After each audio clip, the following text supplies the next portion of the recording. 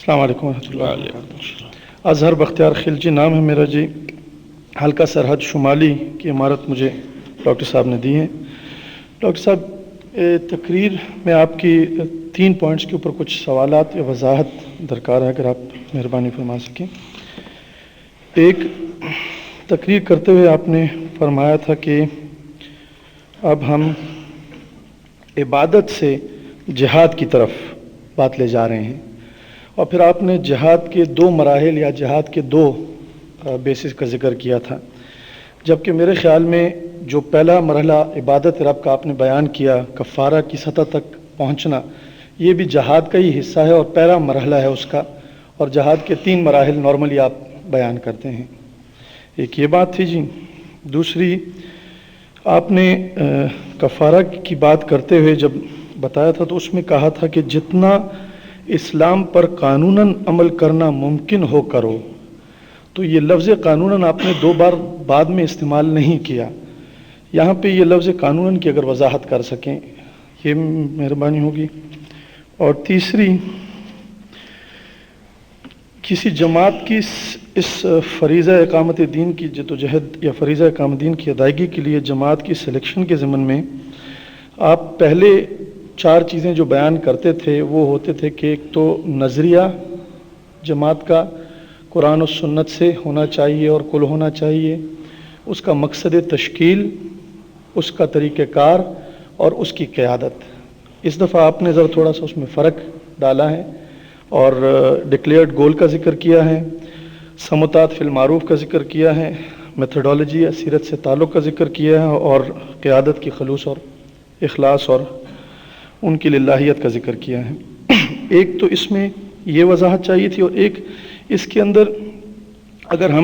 ایک شخص یہ فرض کا احساس لے کے جماعتوں کا تقابلہ کرتا ہے تو ان ہر ایک چیز کے اوپر کوئی ویٹیج دے گا یا ایک ایک کر کے ایلیمنیٹ کرے گا؟ مثلا 10 جماعتیں ہیں تو سب سے پہلے مقصد تشکیل یا ڈکلیئرڈ گول کے بیسس کے اوپر 5 جماعتوں کو لے کے باقی چیزوں کو دیکھے گا، یا نہیں ہر ایک کے اندر ہر چیز کی کوئی نہ کوئی ویٹیج ڈالے گا اور پھر اس کے بعد ایک ججمنٹ پاس کرے گا؟ یہ 3 سوالات۔ جزاک اللہ کرے کہ مجھے یاد رہے۔ اصل میں پہلی بات جو ہے وہ صحیح انہوں نے نوٹ کی ہے کہ میری اس تقریر میں اپنے سابقہ انداز سے اگر کچھ تھوڑا سی ڈیویشن ہے تو وہ یہی ہے۔ مثلا پہلے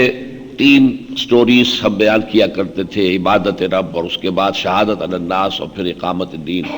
یہ 3 سٹوریز علیحدہ علیحدہ سے۔ اس دفعہ میں نے وہ سارا کچھ جو ہے جو اصل بیج ہے عبادت، اسی میں سے نکالا ہے۔ اب ظاہر بات ہے کہ جو شخص اپنی انفرادی حد تک اس کفارے کو ادا کر رہا ہے، عبادت کا تقاضا پورا کر رہا ہے، تو اس کے کفارے کے طور پر جو جد و جہد وہ کر رہا ہے، اس جد و جہد کے اب 2 مرحلے رہ گئے۔ پہلے مرحلے میں تو وہ گویا کہ پاس ہو چکا ہے، وہ تو قائم ہے وہاں پر، اس نے جو بھی قانونی اعتبار سے، اس کی وضاحت میں بعد میں کرتا ہوں، جو امکان تھا شریعت پر عمل کرنے کا اس نے عمل کر لیا، اور بقیہ جو اس پر عمل نہیں کر سکتا اس کے کفارے کے طور پر جد و جہد کر رہا ہے۔ تو یہ جد و جہد کی اب جو 2 منزلیں باقی رہ گئیں وہ وہی ہیں، شہادت علی الناس اور اقامت دین۔ اس حوالے سے میں نے چونکہ یہ سب ڈرائیو کیا ہے اسی سے، لہذا وہاں پر 2 کا ہی تذکرہ مناسب تھا۔ قانونی کا معاملہ یہ ہے کہ قانوناً ہم یہاں اس ملک میں رہتے ہوئے کسی زانی کو سنسار نہیں کر سکتے، وہ نظام کے تحت ہوگا۔ اسی طریقے سے قانوناً یہاں رہتے ہوئے کسی چور کا ہاتھ ہم نہیں کاٹ سکتے، وہ بھی نظام کے تحت ہو گیا۔ تو جو بھی دین کا حصہ نظام سے متعلق ہے اور ہمارے لیے قانوناً اس پر عمل کرنا ممکن ہی نہیں ہے، وہ ایک علیحدہ ہو جائے گا۔ اور ایک حصہ وہ ہے کہ جس پر عمل ہم کر سکتے ہیں، اگرچہ اس میں تکلیف آتی ہے، لیکن کوئی لیگل آپ کے لیے بیریئر نہیں ہے۔ یہ نہیں ہے کہ لازماً، اب فرض کیجئے کہ میں سود نہیں لیتا، سود کا جو ہے کوئی قرضہ نہیں لیتا، میرے پاس جتنی راس ہے میں ایک چھوٹا سا کھوکھا ہی چلا سکتا ہوں، اس سے آگے میں قرضہ نہیں لیتا کہ میں اس کی دکان بنا لوں، یہ میں کر سکتا ہوں، کوئی میرے اوپر پابندی نہیں ہے، حکومت نے میرے اوپر لازم قرار نہیں دیا ہے، کوئی اس نظام نے میرے لیے لازم قرار نہیں دیا ہے کہ تم سود لو۔ میں اگر جھونپڑے میں رہتا ہوں تو میں قرض کے اوپر سود لوں، اس سود کے اوپر قرض لوں اور اس کے اوپر مکان بناؤں، یہ کسی نے لازم نہیں کیا۔ تو جس حد تک بھی قانون کے دائرے میں یہاں رہنا ہمارے لیے ممکن ہے، اس میں رہتے ہوئے پورے دین پر عمل، جس پر عمل ہم کر سکتے ہو۔ پردے کا معاملہ ہے تو ظاہر بات ہے کہ معاشرے کے اندر آپ سوشل بائیکاٹ آپ کا ہو جائے گا، اسی طریقے سے اور چیزیں جو ہیں،